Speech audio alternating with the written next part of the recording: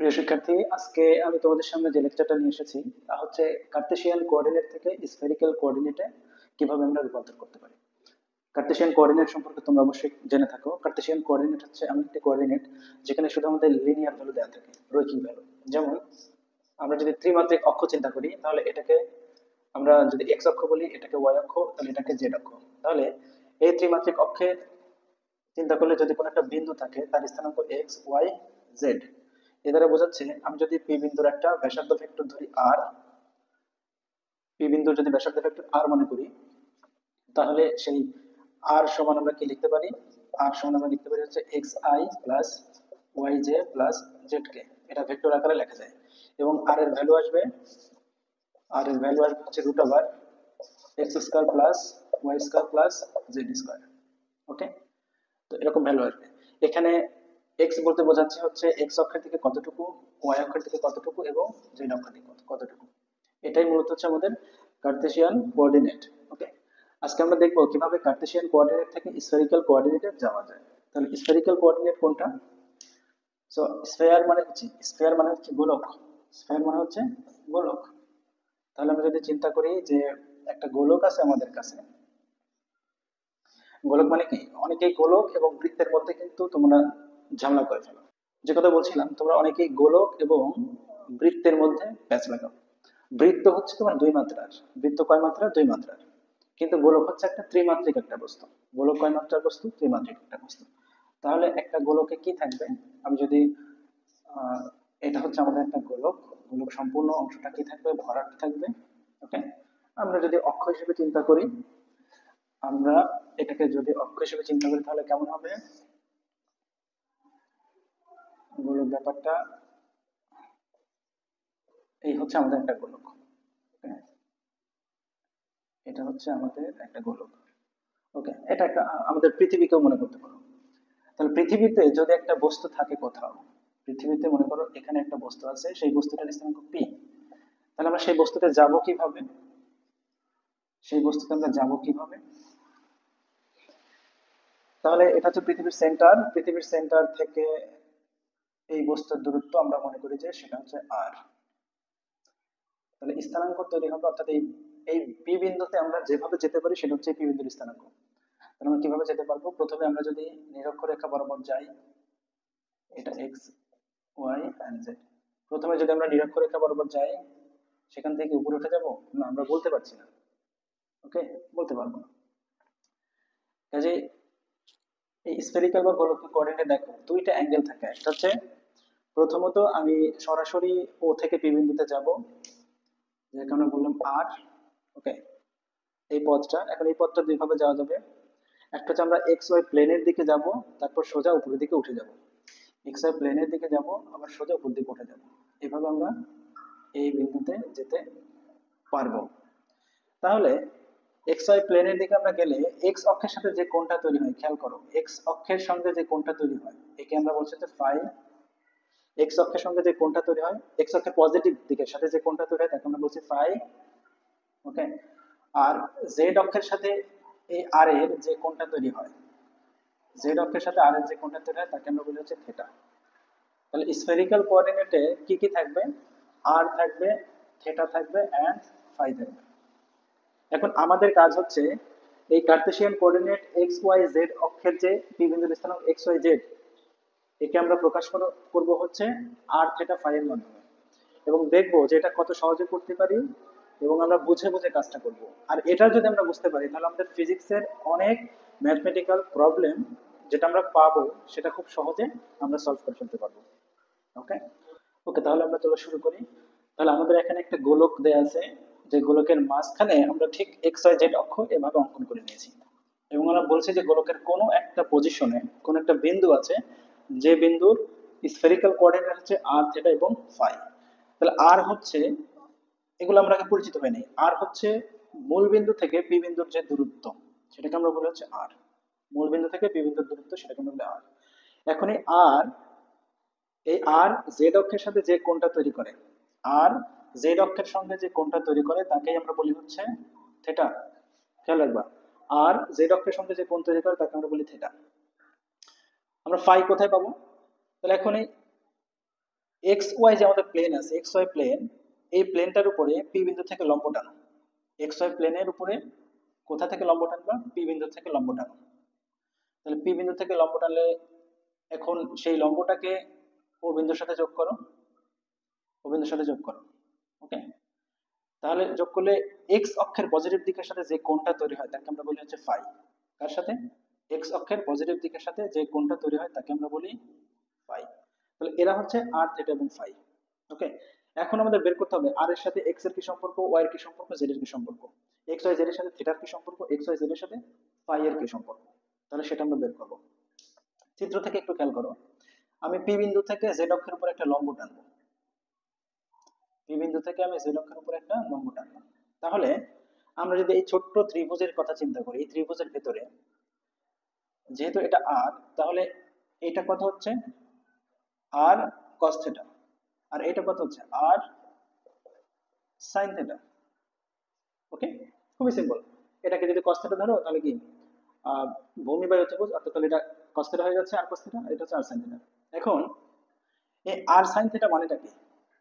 এটাকে আমি যদি একটা বিন্দু চিন্তা করি, এম বিন্দু ধরলাম, তাহলে আমরা পি থেকে এম বিন্দু, এটা হচ্ছে লম্ব, তাহলে আর sin থিটা মানে হচ্ছে ওএম। খেয়াল করো, এই যে আর sin থিটা এটাই কিন্তু আমাদের ওএম। তোমরা যদি এটাকে একটু ভিজুয়ালাইজ করতে পারো, কারণ বোর্ড তো দ্বিমাত্রিক, আমি দ্বিমাত্রিক বোর্ডে তো ত্রিমাত্রিক ব্যাপারটা ভালো করে বোঝাতে পারবো না বা দেখাতে পারবো না। তাহলে এই আমরা যদি উপর থেকে জিনিসটা খেয়াল করি, আমরা যদি ঠিক উপর থেকে তাকাই তাহলে দেখবো কি, যে এই যে ওএম, এই আর সাইন থিটার ছায়া হচ্ছে ওএম, আর সাইন থিটার ছায়া হচ্ছে ওএম। তাহলে এটা হচ্ছে আমাদের আর, আর সাইন থিটা। তাহলে এখন দেখো আর সাইন থিটার কিন্তু দুইটা উপাংশ থাকবে, আর সাইন থিটার দুইটা উপাংশ। এটাকে আমরা বলবো হচ্ছে আর সাইন থিটা cos ফাই, এই অংশটাকে আমরা বলবো আর সাইন থিটা cos ফাই। কারণ এখানে যদি আমরা একটা ত্রিভুজ করে নিই, হ্যাঁ ত্রিভুজ যদি করে নিই, আর এই অংশটাকে আমরা বলবো হচ্ছে আর সাইন থিটা সাইন ফাই। কারণ ফাই যার সাথে থাকবে সে হচ্ছে cos, আর ফাই যার সাথে নাই সে হচ্ছে সাইন। এটা ভেক্টরের বিভাজন, আমরা জানি আর সাইন থিটা এটা একটা ভেক্টর। তাহলে এই হচ্ছে অবস্থা। তাহলে দেখো আমরা যদি এখন কার্টেসিয়ান কোঅর্ডিনেট অনুযায়ী আমরা লিখেছিলাম যে পি এর স্থানাঙ্ক হচ্ছে এক্স ওয়াই এন্ড জেড, তাহলে এটাই হবে হচ্ছে পোলারে P of R theta and phi. অর্থাৎ পি বিন্দুতে যেতে হলে আমাদের এক্স পরিমাণ যেতে হয় কার্টেসিয়ানে, ওয়াই পরিমাণ এবং জেড পরিমাণ, বাট পোলারের জন্য সেটা আর থিটা এবং ফাই। তাহলে সেখান থেকে আমরা একটু খেয়াল করে দেখি যে জেড অক্ষ বরাবর কতটুকু অংশ অংশ আমাদের যেতে হচ্ছে আর cos থিটা পরিমাণ। দেখো প্রত্যেকটা অক্ষ বরাবর কতটুকু অংশ যেতে হয়, প্রত্যেকটা অক্ষ বরাবর কতটুকু অংশ আমাদের যেতে হয়। তাহলে এক্স অক্ষ বরাবর আমাদের যেতে হচ্ছে হচ্ছে আর sin থিটা cos ফাই এই পরিমাণ, ওয়াই অক্ষ বরাবর যেতে হচ্ছে আর sin থিটা sin ফাই, আর জেড অক্ষ বরাবর যেতে হচ্ছে আর cos থিটা। তবেই আমরা পি বিন্দুতে পৌঁছাবো। তাহলে চিত্র অনুযায়ী আমরা লিখতে পারি z equal to R cos theta, z equal to R cos theta, x equal to r sin theta cos phi, and y equal to r sin theta sin phi। অর্থাৎ x y z কে আমরা r theta phi এর মধ্যে প্রকাশ করলাম। এতে কি তোমাদের কোনো problem আছে, কোনো মানে এটাতে বুঝতে কি কোনো অসুবিধা? আমি আশা করব বুঝতে কোনো ধরনের অসুবিধা হচ্ছে না।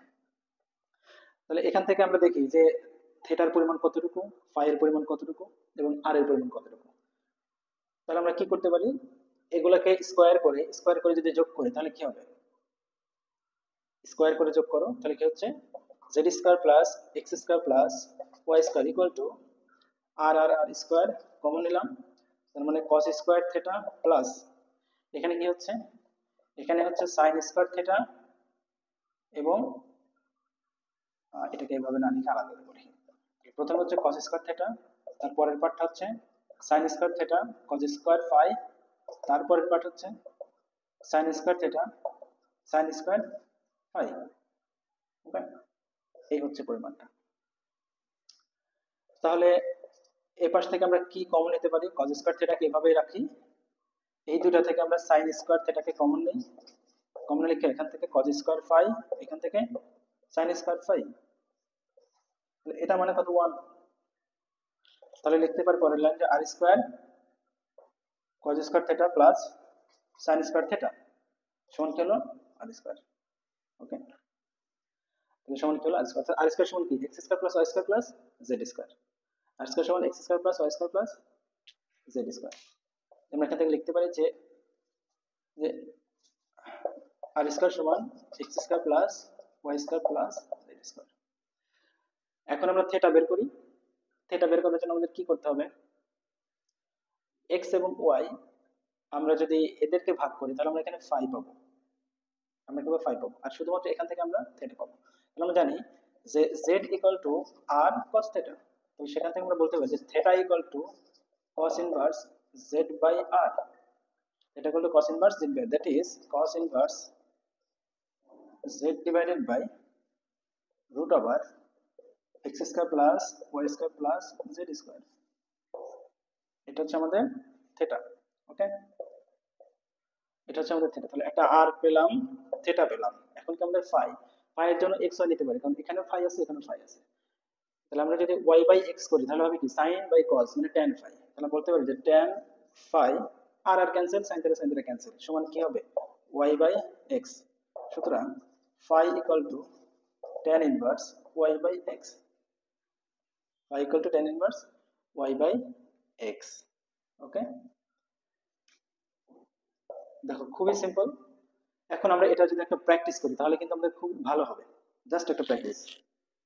ওকে, তাহলে এটা তুলে নাও, সবাই তুলে নাও, তুলে নিছো? ওকে,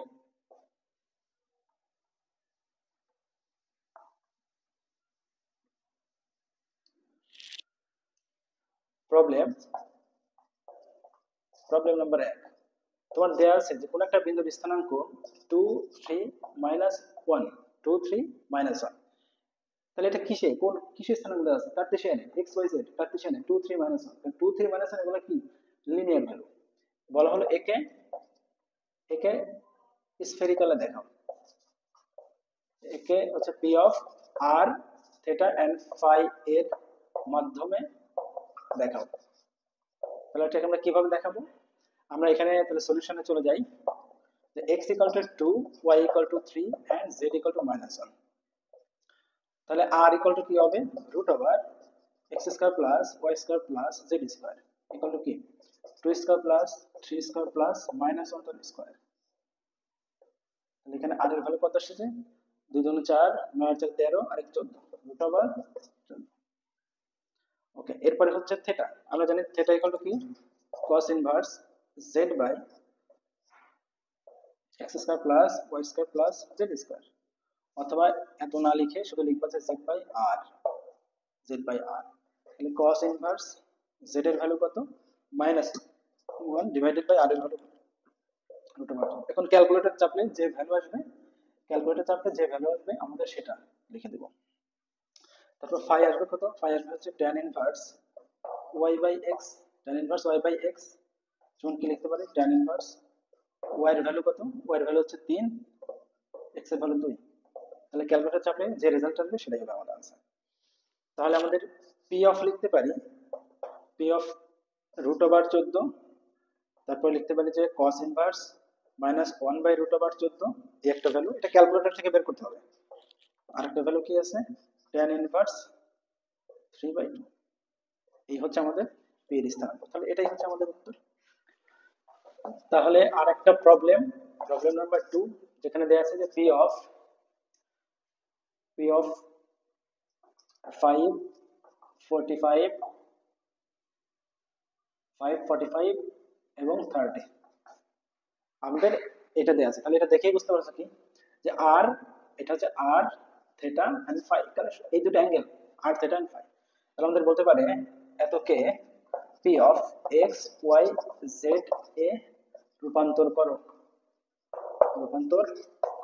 ওকে, তাহলে এটার সলিউশন কি হবে, আমি জানি হোয়াট ইজ z সমান কি r cos থিটা। দেখো এখান থেকে দেখো যে z অক্ষের দিকে যতটুকু আছে সেটা হচ্ছে কত r cos থিটা, মানে z equal two r cos theta, r এর মান হচ্ছে 5 cos, এখন থিটার মান হচ্ছে কত 45,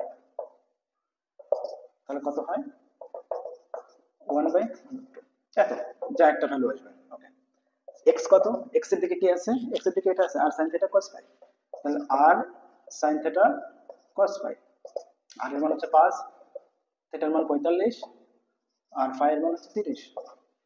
জাস্ট এগুলো ক্যালকুলেটর চাপলে যে आंसर আসবে সেটা sin 45 মানে 1/2 cos 45 cos 30 মানে কি? cos 30 মানে হচ্ছে √3/2। তাহলে এটা ক্যালকুলেশন করলে যা আসবে তাই। ওকে, তারপরে y সমান কত? চিত্র দেখো, y সমান হচ্ছে r sin θ sin phi। তাহলে আর এর মান হচ্ছে 5, sin θ এর মান হচ্ছে 45 এন্ড phi এর মান কত? phi এর মান হচ্ছে 30। তাহলে এটা হচ্ছে 5 ইনটু 45 মানে 1/2, 30 মানে কি হাফ। ক্যালকুলেটর চাপলে আনসার চলে আসবে। তাহলে আমাদের লিখতে হবে যে p of x y and z equal two হবে হচ্ছে p of x y এর মান ভ্যালু দিতে হবে। এখানে x এর ভ্যালু হচ্ছে আমি বলতে পারি যে 5√3 ডিভাইডেড বাই 2√2, y এর ভ্যালু হচ্ছে 5/2√2 এন্ড z এর ভ্যালু হচ্ছে 5/2। এটাই হচ্ছে আমাদের আনসার। ওকে, এটাই হচ্ছে আমাদের আনসার। খুবই সিম্পল। এখন ফিজিক্সের সবথেকে গুরুত্বপূর্ণ হচ্ছে আমাদের এই স্ফেরিক্যাল কোঅর্ডিনেট। কার্টেসিয়ান আমাদের লাগবে, কার্টেসিয়ান আমরা ছোটবেলা থেকে শিখে এসেছি, এটা আমাদের খুবই কমন এবং এটা খুবই সহজ। কিন্তু ফিজিক্সে আমরা যাবতীয় যত হিসাব নিকাশ করবো সবই এই স্ফেরিক্যাল কোঅর্ডিনেট দিয়ে আমাদের করতে হবে। কাজেই স্ফেরিক্যাল কোঅর্ডিনেটটা আমাদের খুব ভালো করে চিন্তা করতে হবে। নেক্সট যে টপিকটা পড়াবো দেখবা যে স্ফেরিক্যাল কোঅর্ডিনেটটা কত কাজে লাগে। ওকে, তাহলে এই পর্যন্তই, এটা তুলে নাও।